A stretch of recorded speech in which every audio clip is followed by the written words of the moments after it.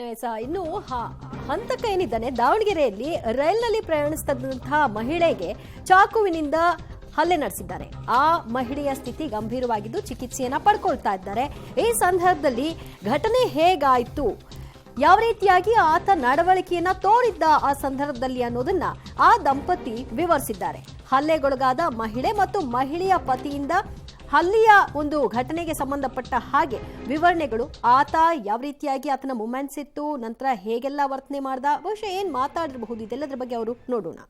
ಘಟನೆ ನಡೆದಿದೆ ಸರ್. ತುಮಕೂರ್ಲಿಂದ ಬರ್ತಾ ಇದ್ವಿ ಸರ್ ಟ್ರೈನಲ್ಲಿ. ಬರ್ಬೇಕಾದ್ರೆ ಈ ಥರ ಘಟನೆ ಆಯ್ತು ಸರ್. ರೆಸ್ಟ್ಗೆ ಅಂತ ಹೋದಾಗ ಅಲ್ಲೇ ಮಾಡಿರೋ ಸರ್. ಅವನು ಕೂಗಿದ ಮೇಲೆ ನಾನು ಹೋದ್ನೆಲ್ಲ ಅವ್ನು ಚಿಕ್ಕೊಂಡು ಹೋಗಿರೋ ಸರ್, ಚೂರಿ ಹಾಕಿಬಿಟ್ಟು. ನಾನು ಹತ್ತಿದ ಮೇಲೆ ಹತ್ತಿದ್ದಾನೆ, ಎಲ್ಲಿ ಹತ್ತಿದ್ದಾನೆ ಗೊತ್ತಿಲ್ಲ ಸರ್. ನಾನು ಅಡಿಕೆಯಲ್ಲಿ ಹಾಕ್ತಿದ್ದೆ, ನಾನು ಅದು ಹಾಕುವ ಉಳಕ್ಕಂತಂದು ಬಂದಿರೋದು. ಅವಾಗ ನೋಡಿದ್ದೆ ಸರ್ ಅವನ್ನ, ಕಣ್ಮುಟ್ಟಾಗಿ ನೋಡಿದ್ದೆ. ಮತ್ತು ಅವರು ಅಂತ ಕೇಳಿದ್ದ. ನನ್ನ ಫ್ಯಾಮ್ಲಿ ನನ್ನ ಹೆಂಡತಿ ಮಲಗುವಾಗ ನನ್ನ ಮಗು ಎಚ್ಚರ ಇತ್ತು. ಎಚ್ಚರ ಇದ್ದಾಗ 2 ಸಲ ಬಂದು ಹೋಗಿದ್ದಾನೆ. ನಮ್ಮ ಈಗ ಹೋಗಿಂದ ಆ ಬೋಗಿಂದ ಈ ಥರ ಮಾಡಿದ್ದಾನೆ. ಇದೇ ಫಸ್ಟ್ ಸರ್ ನೋಡಿದ್ದು. ಅದು ಈ ಥರ ನೋಡಿರೋದೇ ಇದೇ ಫಸ್ಟ್ ನನ್ನ ಜೀವನದಲ್ಲಿ. ಇಲ್ಲಿ ಹಾಸ್ಪಿಟ್ಲಿಗೆ ಬಂದಲ್ಲ, ಇವನೇ ಅಂತಂದು ಅವರೇ ಹೇಳಿರೋದು.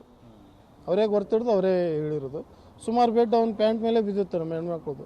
ನಮಗೆ ಇದೇ ಇದ್ರಲಿಂದ ನಮಗೆ ದೂರ ಊರ್ಲಿಂದ ನನಗೆ ಭಯ ಆಗ್ತಿತ್ತು.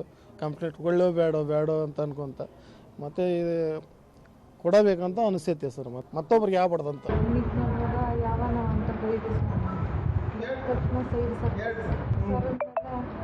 ನಾನು ಡೋರ್ ಓಪನ್ ಮಾಡಿದೆ ಸರ್. ಡೋರ್ ಓಪನ್ ಮಾಡಿ ಸಡನ್ನಾಗಿ ಒಳಗೆ ನೋಡ್ತಿದ್ದೆ ಸರ್.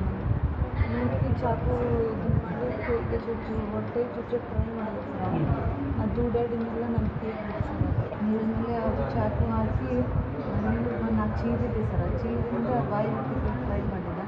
ಚಾಕು ಹಾಕಿದ್ಮೇಲೆ ಇಲ್ಲಿ ಬಂದು ನಾನು ಯಜಮಾನ್ರೆ ಬಂದ ತಕ್ಷಣ ಹೋಗಿದೆ ಸರ್. ಇದು ಚಡಿ ಇಟ್ಕೊಂಡು ಹೋಗೋದು ಸರ್. ಅವ್ನಿಗೆ ಟ್ರೈ ಮಾಡಿದ್ರು. ಸಿಗಲಿಲ್ಲ.